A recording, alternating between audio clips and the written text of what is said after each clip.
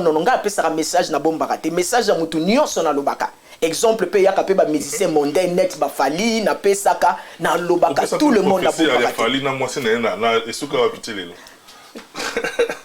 écoute ça polémique ah ouais mais déjà au mona qui première pas à honora qui est au moni par rapport à chanson ba liboso salela ye et le quoi sali wana à honora déjà depuis à honora qui est mais tikali ya robala ye nazo beta c'était le message on appelle ça que président Félix ozo tambola malamu te ressaisis-toi parce que liwa ezalinde na lobaki esprit de mort ezaka na président Félix Tshisekedi en ordre en faisant quoi papa tout ça la vidéo beleza na Facebook auto interpella kaye à se ressaisir na limba te so tali Facebook na ngana koma ba message chaque fois na sala ba vidéo pour na ko beta c'était na président Félix Tshisekedi te ngana pesa ngana za muto na pesa ba prophétie te par mois moko na zo ba moko ou bien par année moko te bona ba prophète za muto zo ka prophétie chaque jour nzamba voilà et puis prophétie et puis la plupart ndenge za la rem sous bateau ba utiliser ba misu ya molimo ba vodou ba nini so tali mingi ba pesaka toujours ba prophétie il y a malheur je sais pas si vous comprendre ba pesaka tout le temps ba prophétie à malheur que ba pesa prophétie moko eza positif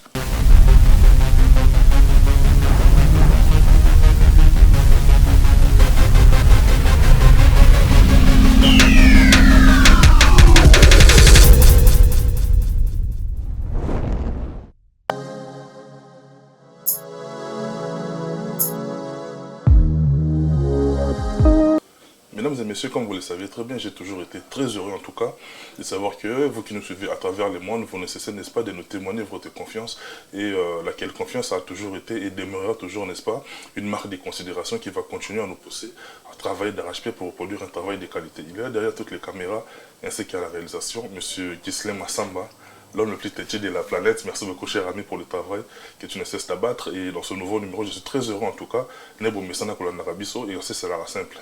Si vous abonnez, merci beaucoup, partagez. Mais au cas où vous ne l'êtes pas, c'est simple. Vous likez, vous s'abonnez, et là, de façon à venir pour soutenir chaîne Nabino Congo Révolution News. Dans ce nouveau numéro, je suis très heureux en tout cas de recevoir une servante de l'Éternel. A vraiment un plaisir. On a son ayambi, Moussali Nankolo, pour tout partager parce que à chaque fois on a un Moussali Nanzambe, but c'est Michel Zalara, pour dépeupler quand adverse, peupler quand Nzambe. Amen, amen, amen. Prophétesse Linda Kakipaka. J'ai un plaisir pour la première fois à Sokate. Amen. D'abord, permettez-moi de tutoyer. Comment te portes-tu d'abord personnellement? Ngaï, franchement, je me porte super bien. Toujours caca guidé par l'Esprit de Dieu parce que voilà, sans l'Esprit de Dieu, je ne peux rien faire. Voilà. Et puis, nous sommes contents de se retrouver. Lelo, nous avons asali grâce to kutana. Donc, nous avons Nzambe pour surtout que laki sabatu ke moli Nzambe aza réel et il est vivant. Voilà. Prophétesse Linda, nous avons toujours l'habitude à chaque fois que nous avons j'ai le temps quand même de questionner. Bateau et bisopé quand même, pas de la question, tout ça, la suggestion et tout. Ça m'a fait qu'on l'a fouillé par rapport à autour de la personne que j'allais recevoir, que je reçois d'ailleurs. Oh bah ebio. Mais oh bah ebio. Tu as plaisir parce que tant dans des koyambayo, tout le monde a mon libanda a ebio, mais yo ebiete. Ça veut dire que amen. Oh to lo barikenda musika ko le commentalement na biso. Amen, amen. Donc mi sanzambe pona. Amen. Parce que oh wana ebio a sepela ki. Parce que pona oh ba moni omba liboso. Eh ben otala bi matopa ya bina ni wana. Une brève présentation, très rapidement. Voilà. Donc, Nganaza, prophétesse des nations Linda Kipaka, donc, na Vandi à Paris. Donc, Naïba Nzambe na âge à 8 ans, Nzamba Benganga, et puis au fur et à mesure, toujours persévérance. Et puis, Mouli Nzambe, qui vraiment Kokambangai, après, na Koti na ba don, Yango Moni, Mouli Nzambe, surtout Gida Kinga, Yango Moni, na Koma, Kosalela Nzambe.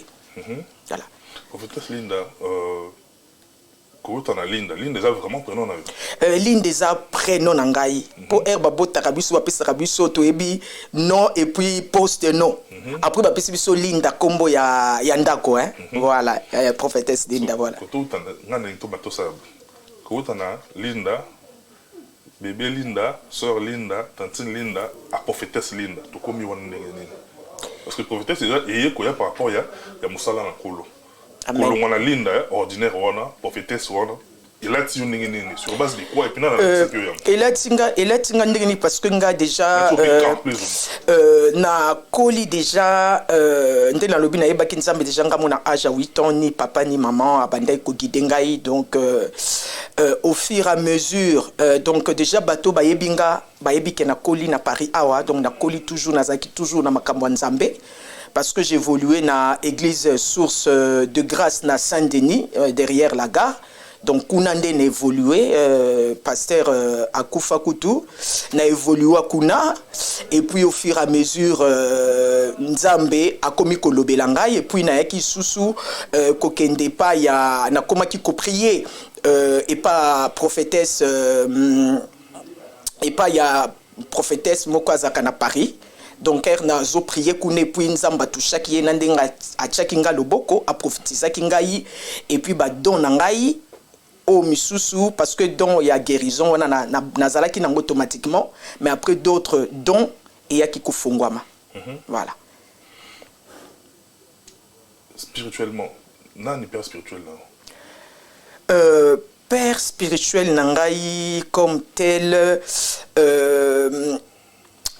tel azate molimo nzambe nde mutu a bimisa kinga convaincre nga à travers aussi prophétesse o na yebisio donc yeba tia kinga maboko prophétesse o na yebisio c'est un peu vague c'est maman prophétesse Yvette prophétesse Yvette voilà donc à travers yé a prophétisé qui ponanga a tia kinga maboko parce que ça la peine à travers transfert et onction on a tout bossé la tête tout le monde qui a eli à travers Élysée donc to zalaka nango déjà ezalaka étouffé bien étouffé na ba lien ya famille tout à fait voilà des era qui ko wendre ngai a prophétiser pour ngai yango moni mais na kenda ki quand même l'église na ye nazala ki déjà na titre wana o ya prophétesse oyo nzambe a lobela ki ngai que na banda ko sala musala na ye donc mais depuis kokola nanga toujours nazaki kana makambo nzambe donc j'étais moi avec des copines nazala ki école église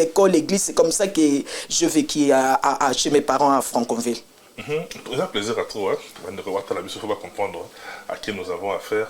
On a un plaisir, on a ça à l'entrée de jeunes, ça à clin d'œil dans Moutoumoro bien, Moutoumoro pas en abisso, conseil naïe, tout le temps on a pour nous développer. Moutoumanga Zidane Fikoula, Congo 10. Je te salue de quoi depuis Luxembourg, on a fait sur Mbote, puis bon vent en tout cas dans la carrière à Sikara, à niveau radio, on a trouvé que Mahamadi Roye Belé, prophétesse Linda Yotozanaye. Mais les seuls mots répétés très rapidement, et tout soutien, tout côté la page, tout côté la rapidement, tout fond la Bible. Babeta le solo que Zidane Azar Rwandais. Comment on dit que Zidane Azar Rwandais? Parce que Zidane aza mutu oyo nzambo orientanga ina travailler na travailler na mingi donc surtout molimo nzambe mutagidenga envers Zidane aza garçon moko aza bien aza compréhensif na linga kaye même sa manière de se comporter donc yé mutu asala kaso na sali ba vidéo na pesa kaye parce que na mona kaza mutu moko ya confiance donc il y avait quelqu'un bon na koki ko citer kombo na yete mais à sa personnalité congolais il y a politique voilà il me dit qu'il a fait l'attention Zidane aza rwandais boina boé ngana lobby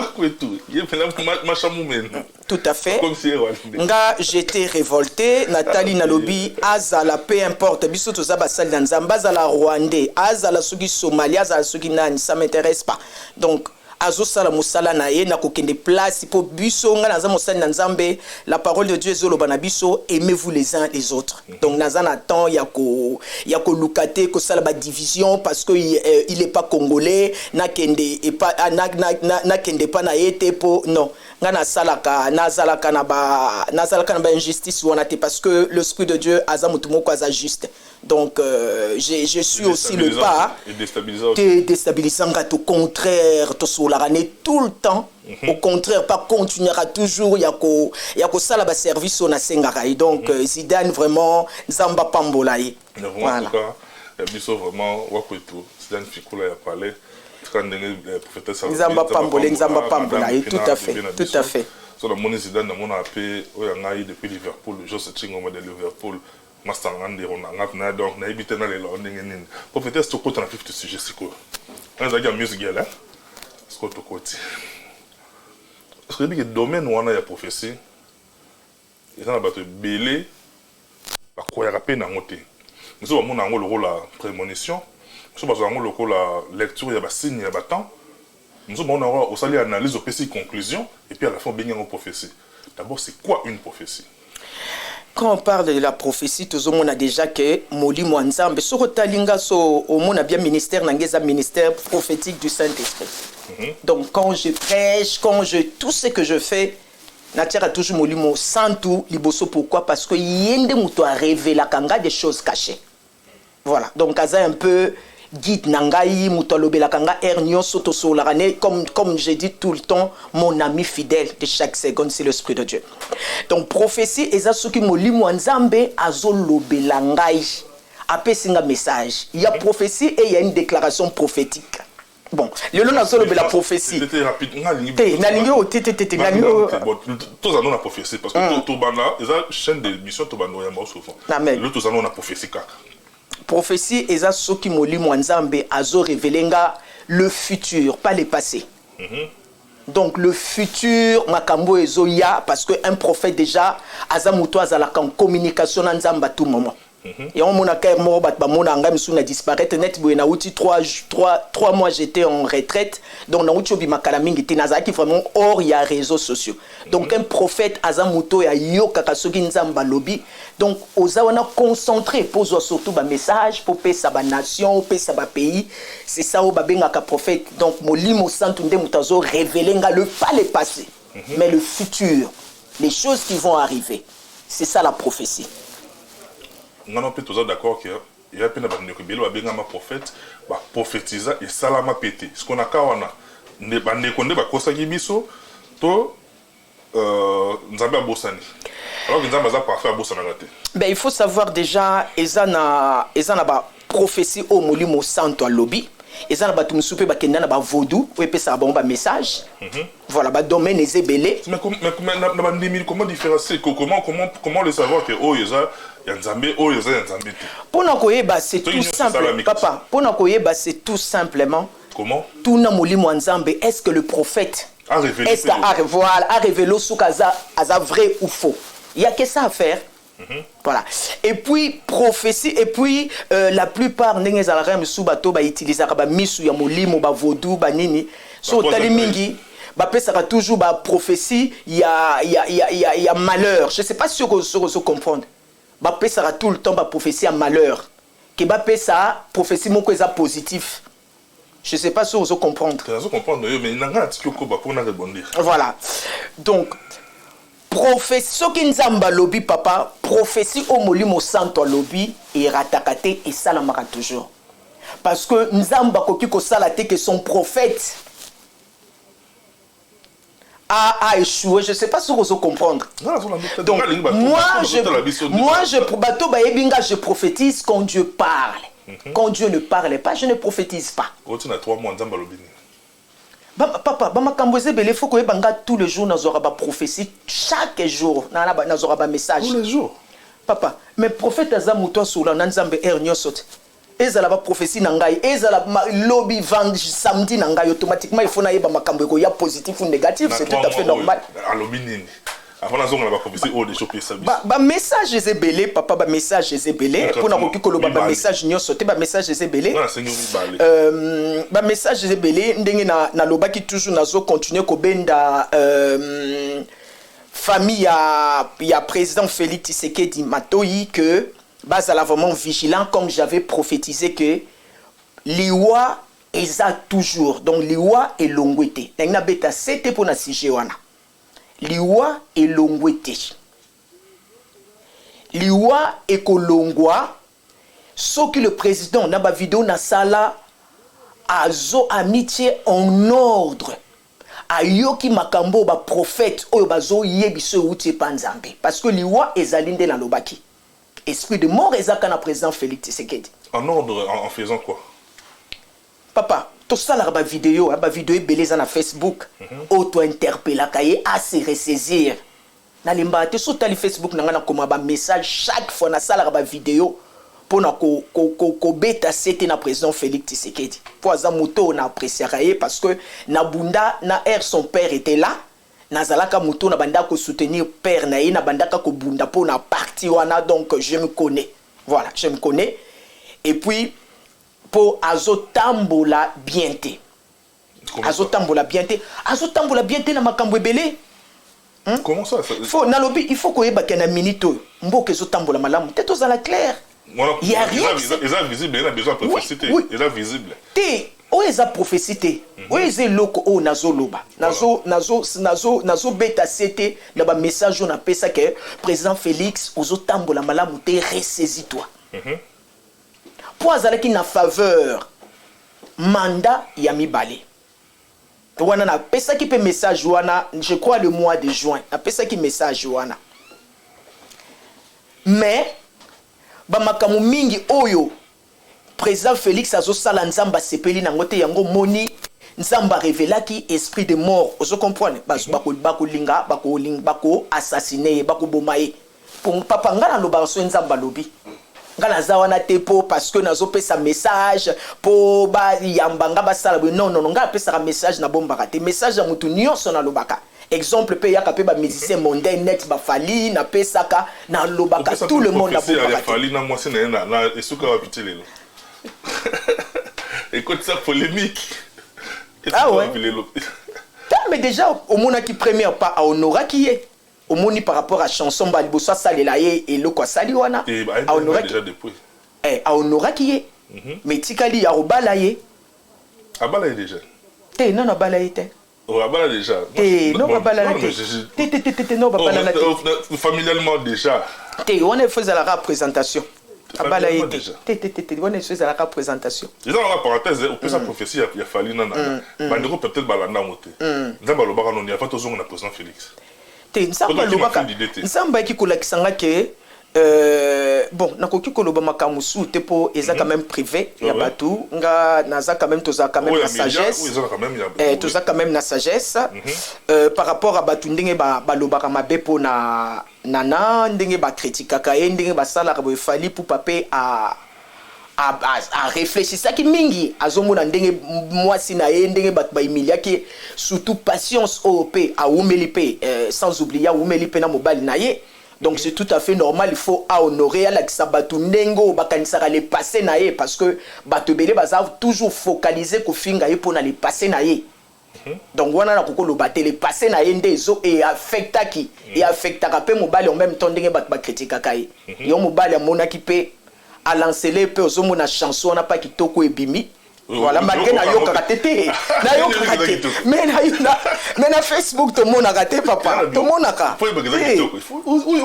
na Facebook papa tout le monde a na ba cœur aux autres na Facebook voilà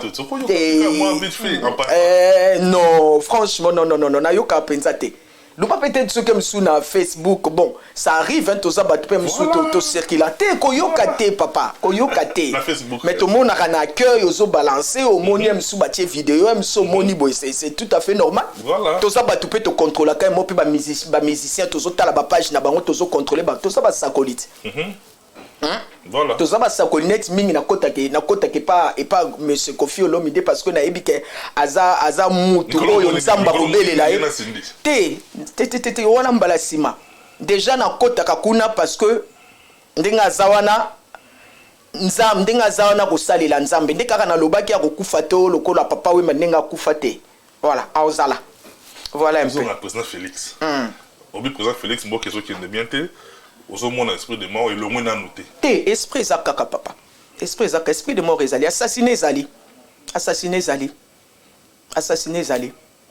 voilà vous menez à la clenga loba nanga tande bat bazaka bisu baso finga ngai na loba papa un prophète déjà na rappelaka batu prophète azaka camarade ya mututé pour muto sola na nzamba za master na bino te photo ye barango pour nzamba zo lobela c'est une autre personne, ça n'a rien à voir. Donc azabutu master, donc ata mokiete pour nzamba zo bi exemple dans kalamingité exemple coroné zo ya donc azam muto yo nzamba koko bombele le côté déjà ça montre c'est une personne asa spéciale devant nzambe.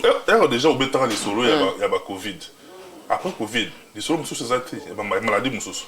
Oh, nzambe alobi na yoto révélé. Na beta kaka Covid depuis na yaka pe ko pesa message pour na maladie mususu na ko pesa message pe pour na nini we yaka na Goma. Comment ça s'appelle? Tremblement de terre volcan. Tremblement volcan wana. Donc nazora ba message belé papa nazora ba message il faut bat bala na ndé Facebook na ngai donc nazora ba message. Baza ba ka belé ba fibre mesali ba miom ba nini ma belé ba éviter ma maladie c'est belé mais jusque là ça m'a révélé on était côté sur ce côté ma maladie. Si ba maladie net maladie à fibrone na ebi lelo il y a beaucoup de femmes oyo bazana problème à kobota. Donc la plupart il y a baso bazana problème à kobota ça ba fibrone. Ba fibrone de mtezo ezo ko tungisa bango il y a certaines femmes aussi ko kipe ko kendepe na scanner ba sali scanner pour fibrone denga za nazalo aza muto atambolaka. Donc comme soupo ke na scanner boepe à monanité. Mais yende mutozo ko embêter yende mutozo azo ko empêcher fécondité. Donc azawana utérus comment dirais-je avant dit le colo utérus de façon que a bloqué de façon que na éviter ça ozo comprendre de façon que fécondité est quota. Donc ya azawana pour na ko empêcher. Les révélations nous avons talisio et puis sur la talisio. Oui, les révélations. Sur la révélation, il faut la savoir peine remède nango. Qu'est-ce qu'il remède de fibrone les ara prière pour ba médecin physique oui bité ba médecin physique ba si sara fibrone to bien ngoté ba miyo mwana si la raté c'est ba opération té mais zongaka papa c'est ba opérer zongaka et zongaka lisusu en multiplication et zongaka belé ba kokate et ça il faut ba longola racine et ça lokola arbre soki bolongoli racine té ma ba fruit makase obota kaka donc ba médecin physique penza ba kokaka histoire wana té ba kokaka mais par rapport à ça il y a peine ba belé pour vous dire Céline Oyo à travers le cambo il faut que Oyo va se retrouver Katinango. Amen. Est-ce qu'on va se retrouver Katinango? C'est quoi l'attitude à adopter? Et puis comment est-ce que mais comment est-ce que comment s'y prendre pour les mots on est continuité? Déjà premièrement ba fibrone ba tumsusu pe bazo zwango pe na ba kosangisa banzoto okukuta na pe na mobali msupa za na misala à travers ndebo sangisi banzoto apesi op fibrone ça dépend et ça na ba misusu pe zoya na ba mari de nuit donc ça dépend. Donc ngai conseil na kopesa bandeko na ngai la parole déclare que ton corps est le temple du Saint-Esprit. Parce que il y a beaucoup de femmes chaque année bazoko opérer bango kaka ba miomwana ce n'est pas normal. Et puis miomwana ye mission na ye ezakaka vandaka na organe o ya basi o eza très et organe o eza très important o ezo permettre que moi si abota alingaka mingi matrice alingaka mingi ba ovaire alinga donc yi ba place nango wana. C'est qu'est-ce qui se passe? Ce qui nous a ambassali le grâce et qui a vendu na matrice akangami yo que mon médecin ko kolongola yo fibrone boité fois longolo na matrice mbala moko parce que akangami na lokola sonzo yango kasi na zolo baté papa donc akangamaka soko tali la plupart des femmes okomona trompe balongola okomona pe matrice pe balongola ngana nazalaka pe victime ya fibrone wana nazalaka na ye mais nganzamba salanga grâce à bima na rendez-vous ya gynécologue na hôpital Béclair na Clamart na ebite so ebi Béclair na Clamart et donc nzamba salanga grâce je passais par là nazalaka na ona utérus il fallait ba opérer ngo balongola nga utérus. Donc des cas rendez-vous à gynécologue parce que la bandaki nazaki na ba saignement na bandaki ko comme Congo pasi ndé na kendaki wana à l'époque don ya guérison ça et comme ndenge komi boité c'est normal nzoto nazaki na ngana don ya guérison pour na botamaki nango mais et comme na niveau et comme ils ont développé pardon ils ont développé non makasi c'était possible comme un miracle posiko ezao so na oki mutupa so na oki boye yango moko elimo ka d'aller vite sana melakisi sana prier. Donc n'importe quoi c'était pas comme ça. Je devais prier, boire le médicament. Mais quand je priais pour d'autres personnes nazo biki bazo bika. C'était déjà là de 17 ans na banda ki ko sala ba guérison wana. Na ibaki kenaza na don wana déjà. Voilà. À l'époque wana ba fibrone wana banda ko sakana na ngai wana ça c'est le passé. Mais maintenant non. Voilà. Donc Dieu m'avait fait grâce n'engeza la kobi consultation au lali et puis gynécologue depuis quand ba salaka a profiter eza na libende mo gynécologue a utiliser rapport na basi nde akweya wana na kati nde ba bimisa e ba mena laboratoire ezaki fibrone tabanda otungisanga. Donc Dieu m'avait fait grâce. Pour revenir à ma question, quelle attitude adopter pour ba ndeko ba umeli nango balati désespoir. Bandeko ba umeli nango ba kokipe ko contacter ngai et puis ba o ba umeli na ba umeli nango il faut que ça la mingi pe ba déclaration prophétique, c'est-à-dire okoko zala ozana dompté ozana dompté ozana onction parce que sur bazo parler du le Saint-Esprit na vie ya mutu balobaka l'onction wana ezo te pas molimo nzambe. La parole ezoloba l'onction brise les jougs, l'onction anéantit la coutume de la famille. Tozomo na onction et sa puissance. Parce que ceux qui totalent na Jérémie 1, l'Éternel a dit, j'ai mis mes paroles dans ta bouche, celle d'arracher, de démolir et de construire. A tous en a dompté. Nzambe a faveur. Nzambe a salara batou grâce. Au cause de la paix, aux autres la déclaration prophétique. Faut qu'on ait d'exemple la femme, comment dirais-je, comment elle s'appelle, dans Luc 18, la femme veuve. Elle avait tellement la foi. Amen, amen. Donc, référence publique, voilà.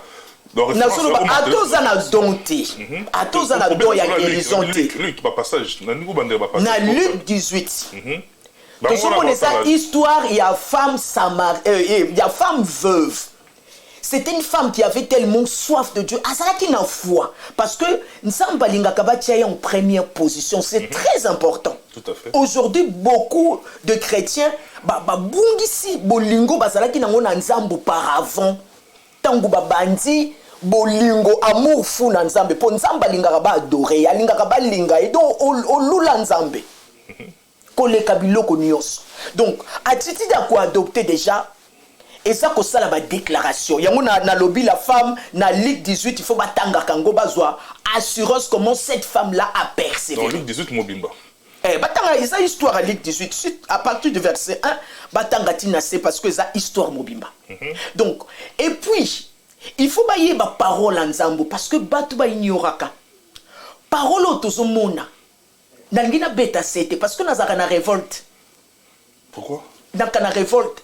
Parce que le monde a confusion et comme Bible oyo eza mindele Bible oyo eza boy lokuta eza lokuta papa soki nzambo papa soki nzambo a Bible za la raté na okangamane poani avant Bible za nzambo za la déjà so ba avant Bible za la ba vivande te yona te na solo parole oyo ba yeko dans le passé ezalaki non na ba Bible boyete ezalaki na ba écrit parce que c'est l'Esprit de Dieu qui parle. Donc, parole ensemble, c'est prophétie par excellence. Tout ce qui a été écrit. Na monde tokomi peut permettre qui batba koma peut permettre batba somba babanda kotanga. Mais dans le passé, c'était pas pareil. La Bible boy. N'évitez ce que comprendre, c'est plus pratique. Voilà. Il y avait des gens bien voilà. Donc Nzambe na beta c'était Nzambe oya la parole aza réel. Papa ngana aza témoin oculaire Nzambe wana. Nebisaka batu soka za la raté. Na ça peut bien. Bon na kangama na Nzambe po ani. Ko gêner, ko fukama, ko sala na sala ngo po ani soka za la na été. Soka za la net na kangama ne pourquoi? Il y a beaucoup de choses à faire hein? Donc Nzamba la parole papa aza réel. Oh Nzamba mindelete, asa Nzamba mindelete. Il fallait leka na peuple moko pour moi nanae abotama. Le loi sangisa biso nyonso congolais o ivoirien biso nyonso toza tokota na alliance wana quand on parle d'Israël, on ne voit pas un peuple, on voit toutes les nations.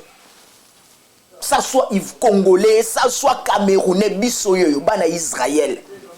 Et ce n'est pas un pays, hein. Oh, Israël, t'es papa. On a le kuta. Ngana ça témoin, papa. Nazala ba témoignage belé pe na koyebi so beaucoup, na koyebi so na kenda pe na ba juif makambo belé. Na koyebi sa yo. Pourquoi? Na obeta c'était pourquoi? Pourquoi? Voilà. T'es on a to sola sima. Yo kat, ngasi na banelo moko. Yeslem Masamba. Est-ce que il y a deux parlementaires juifs a proposé loi et, comment on dit, que tout celui qui va faire l'apologie du christianisme a la passible d'une peine de 2 à 4 ans de prison. Par exemple, moi, je suis juif en Israël. Je suis juif en Israël. Je suis juif en Israël. Je suis juif en prison. Ce qui est bon, parce que tourner d'eau. Autre chose, hein. Judaïsme, ça n'a rien à voir, ça n'a rien à voir avec nous. Dieu nous a adoptés, ça n'a rien à voir, hein, papa. Ça n'a rien à voir. Et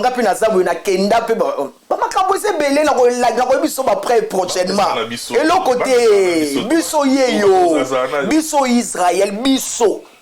Moi, je le confirme parce que je connais. Ok? Le Dieu de la parole est réel. Oh, Munduki, le consolateur, l'esprit de Dieu. Mais la différence entre prophétie et la parole de sagesse, par exemple. Parole de sagesse, na travers mingi makasi nango, parce que mon papa, tu te rappelles un message, je ba famille, biso to za pona ko kabola ba famille te. Je sais pas si tu comprends. Na me rappelle ba prophétie, ba message, na ndenga parole de connaissance. Je sais pas si tu comprends. Voilà, na travail à bongo. Toto boyo kinganya zo salo boyo mama o mama kulutute. Biso toza bongo te. Non non non non, nga za bongo te, nga na za na domaine wana te. Tata mwasi na bino zandoki, papa na bino, koko na bino, wana na yebi kaboli mabota. Wana na yebi nga na ba prophétie modèle wana na betaka ngo na ndenga parole de connaissance. Nazo loba na moto. Ou à la prendre ou à laisser. Mais pour ceux qui endurcissent leur cœur, comme quoi, ma prophétie, ils ont analyse, ils ont mécanisme, ils ont hallucination. Non, face à non, de telles personnes, aux en argument. Ils ont hallucination. Oui, oui, tout à fait, papa Baloba. Mais ils ont hallucination, ils ont pensé. Na pesa ka prophétie sur taliso ki nzamba lobi, puis na beta ka sete. Na lobara, bon so ke beti, so ke simbite papa. La prophétie tout en a. Dieu peut sa prophétie de Roland dans l'eau, pas la prophétie tout en a. T'es nga la pesa ka vanyer. Mais tout en a. T'es tout en a te papa. Nga la pesa accident. T'es nga la pesa, nga la za muto na pesa ba prophétie te par mois moko na zo ba moko ou bien par année moko te. On a ba prophète. Prophète za muto zo ka prophétie chaque jour nzamba ça. Yo lo baka nini exactement. Yo nzamba lo baka na. Oh ebeta ki kanona papa wana. Tenga lobe makamba nani assassinat ya président Félix. Ya après ki ko beta ke non assassiné Longwe et ça qui na poison après ba ye ko beta ke poison batinda ki lettre louvunu na lokuta. Zoka a okufa na poison te. Non non non, assassinat ne sa poison te. Yesu ko beta ki poison. Et ça poison te papa. Parce que ton dit madame poison. Ye pe nzamba lobi na ye. Yo pe nzamba lobi. Nga bat ba yebi na prophétisaka. Papa, moi je suis un prophète. Na botami na don, je suis un prophète. Voilà. Et puis ba yebi na prophétisaka et puis makambo salamaka. C'est ça la différence. Et puis na pesaka ba prophétika kao dans un mois mon côté. Té papa wana ba prophète. To ba mi balé, to tino na moko. Oti 3 mois ya ko bomba ya mabomba mi. Nazana moko nazoloba nazo pesa message na monaka papa na bedashu na monaka ye. Donc azana besoin à ça la partie politique. Voilà. Donc c'est vraiment assez lancé la partie politique. Parce que ça souhait naïe, azana besoin ça la partie politique. Ni de père ni de mère. Asala papa. Et l'homme on a rappelé à Kabatou, Dieu fait grâce à celui qui le fait. Tobo sanate. Moutokoko zalaza ma bendengeni no asala kabasala kabi mazana soutien nzambe. Comme lui. Dieu m'a parlé beaucoup sur lui pour ce monsieur. De balobara grâce, nzamba sala grâce na muto alingi. Donc to jijakate, to critique Kabatou te. Ça c'est très important. Voilà. Ah c'est lancé la partie politique. Pour quelle finalité? Parce que Azani de père ni de mère. C'est pas grave. Non, non, non, c'est pas grave. Ah, c'est lancé. En tout cas, philanthrope, parce qu'Azo est débattu, c'est déjà beaucoup. Et ça, ambition, papa, ah, c'est lancé. Ah, c'est lancé. Donc, ça, la question est que les appelés. Ah, c'est lancé. Ah, c'est lancé. Ah, c'est lancé. Ah, c'est lancé. Ah, c'est lancé. Sur base de quelle garantie? Papa, ah, c'est lancé, ça message, ah, c'est lancé. Quand Dieu parle, la parole déclare, quand Dieu dit, la chose arrive. Il ordonne, la chose existe. Donc, à ça, l'anzamba kosunga. Il soit apesi yo ebi nzambe soka lobi na mutu faut se lancer. Ezem sous ozo banga, ozo talem sous ko simbe ko sala be des fois nous tous ça arrive hein, ko zo tala ah nzamba lobi na nga mena zo banga, ça arrive à nous tous. Voilà, mais à se lancer. Voilà, à se lancer. Tu es président Félix. Et puis pena beta peli solo moko na lingi. Nalingi pena lobapo na papa Israël Mutombo. On a respectaka ye pe na appréciaka ye. Donc na pese message que nzamba lingi ye makambo oyazo sala a continuer. Et puis aza na grâce à Nzambe na mona ki même nzamba fongola ki donne ya vision. Voilà, donne ya vision. Voilà, à continuer. Notre cher ami, notre frère bien-aimé, message on a bisouti, papa Sololi, la prophétesse Linda, bisouti au commis c'est l'angoï. Un homme avec un cœur, tout à fait. Tout à fait, une bonne personne. Une bonne personne. Azape Mouto, à Koki. Oui, c'est normal, c'est normal.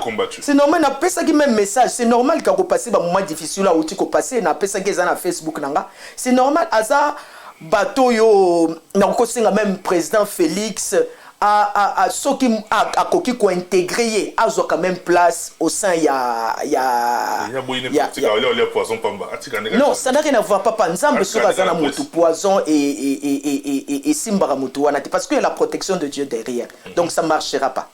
Merci beaucoup professeur Linda tout le monde qui est pratiquement vers la fin mais na rolinga bona nzambe bandi biso lelo to beti parce que amen. Le consolateur, le Saint-Esprit. La nourriture par excellence. Une dernière question, en même temps.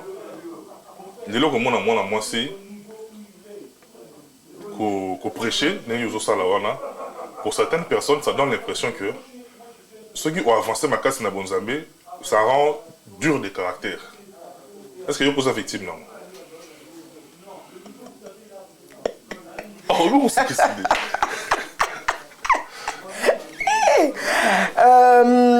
ouais, tout. Oui, moi si quoi avancer, mais quand on va quoi avancer de façon que Kokuba na molimo, ce Kokuba na molimo en onction, c'est l'onction qui ont. Voilà, Toko Makadur. Voilà, Toko Makadur. Voilà, Toko Makadur de caractère. Mais attention, hein, pas. Il faut être soumise hein, dans le foyer, hein, ça n'a rien à voir. Hein. Ah, wana na beta kasete. Donc tout ça là, oui, to komaka dur de caractère, bateau baebi nga baebi na libanda, mais na katia ndaku soumission hein, ah wana automatique. Et comme ça on a automatique. Voilà, je sais. Comme ça kapenda to koma pelo kwa mibali hein, to koma kwa mibali mais soumission devant ton mari. Ou un eza biblique. Parce que tozo prêcher parole, bisoumo que faut tous à la exemplaire. Amen que Bible zolobake au respecter, obéir ton mari là c'est très important. Qui griffe nanga, qui caractère nanga wana, qui dureté nanga c'est à l'extérieur. Voilà. Prophétesse Linda, on a un plaisir. Voilà, bino tout botal biso lelo. Prophétesse Linda na biso yeyo. Bon mais ça na elongi oyo ça dit to banozala, ninza mandotinda kaka. À tout moment, ceux qui ont besoin d'aller, tu vas nous emmener à plateau pour tout réveiller le peuple de Dieu. Prophétesse Linda, on a pratiquement la souka. On a retenir nini, et puis on a des annonces. Donc, ngai pona kozwanga actuellement na ça na prêchaka na prêchaka na nini na en ligne donc na mon les carapé na lingala facile voilà direct TV et puis page Facebook nanga ya ministère donc prophétesse des nations Linda Kipaka et prophétesse et ya Facebook pardon prophétesse des nations Linda Kipaka kuna place na sakolaka kuna place na prêchaka parole en Nzambe. Donc je sais que depuis le 30 janvier donc na kota qui retraite na bimi na otobima en avril. Donc batsu bazape na besoin de contacter mon numéro c'est le 06 21 07 84 28 donc le 06 21 07 84 28 wana appel nanga normal na WhatsApp nangai. Bombenga pona makambo eza important ou eza urgent et non pour des futilités. Ma précision kaka. Amen. Il faut pas retenir déjà qu'il faut qu'on croire dans Nzambe oyo y a la parole. Amen. Beau croire na ye ba sabino le contraire to azanzamba mindelo azani neza lokuta parce que lelo tozomona pe ba loi na biso ba coutume wana lelo et memi ba dégâts et belé pas bato belé mais christianisme otoko e debiso to kangola bato prier les bato. Oh abalaka te o abotaka te ba lien ya famille coutume voilà donc vous croire dans Nzamba la parole vous allez toujours basi ya mabondeli mibala mabondeli combattre les bons combats de la foi Nzamba yebio azoyoka yo atozomona ete mazoko observer yo akosala continuez à persévérer que Dieu vous bénisse honneur à l'esprit de Dieu boyebi molimo Nzambe nde makambo bo continuer na koluka ye amen prophétesse Lina to ngala na plaisir wana prophétesse les prophètes des nations Linda Kipaka na plaisir wana parce que juste à l'antenne là-bas tout au début tout côté na moto yo ayebi ngata ayebi yo et la monnaie reconnaître yo ayambi on est cinq moments amen oui oui ça dit quelque part il était très content ngalo bina ayebi yo ta bina landela ka yo maman voilà ça dit quelque part dans ligne pe en 30 secondes oui ça ndeko moko répétition na comportement non il faut anticiper physique na yo parce que soit à côté de la portion moins tout à fait tout à fait il c'est par rapport au comportement et puis aussi donc la lingina loba attends ce aux chrétiens ou chrétiennes il faut que y bakandenge nini kotambolaka parce que image est très important parce qu'il y a une différence entre muto yo azosali lanzambe na azosali lanzambe te yango mona beta ka sete sur na bisi mutu comment tu vas oh ça va bien alobra toujours ça va bien par la grâce de Dieu ata papa matobe na sepela ki na message au pesa kinga wana donc nazo ya kokutana na papa matoba to libanda na kutena mutu ayebinga te ma ayebinga menga na yebi etalanda kangai donc tellement image na ngeza ki ya malamu. Donc à Koutinga na mbeba te makamba mabete c'est très important yambinga ne sengo il était très content nga na yebiete ma alanda kanga donc binope attend que bozo sale lanza bozo ndimela nzambe fo bo image na bino fo bo garder dignité na bino ça très important partout beaucoup kende bozala kana image wana ya kimosantu nde bozali eza to batami awa okomi kuna obimisi ba griffe eza bien te Dieu déteste les hypocrites ça c'est très important. Voilà, Nzamba lingi vérité pour les comme l'esprit de Dieu et l'esprit de vérité. L'esprit qui mouvait depuis le commencement. Prophétesse Linda, merci beaucoup. Mesdames et messieurs, tout est bien qui finit. Bien, vous remarquez qu'à chaque fois, on a un message, mais on a un message. En tout cas, moi, je suis un message. L'exercice c'est simple. Si vous abonnez, abonne-toi. Ou abonnez-vous, excusez-moi. Partagez puis la bénéficier d'un message ou à comprendre c'est-à-dire il y a des commentaires et ça numéro P à biso zawana ou vous en avez prophétesse Linda malamoko na ba numéro ou yemo papier si soko bengi to komi okozoye pour prier nous sera pour le commission et panzambe Gislain ouais biso masamba merci beaucoup pour le travail dans pratiquement na souka pour dire que la prochaine programme na biso moi je vous retrouve très prochainement avec le même enthousiasme et la même joie d'ici là portez-vous bien bye bye à la prochaine.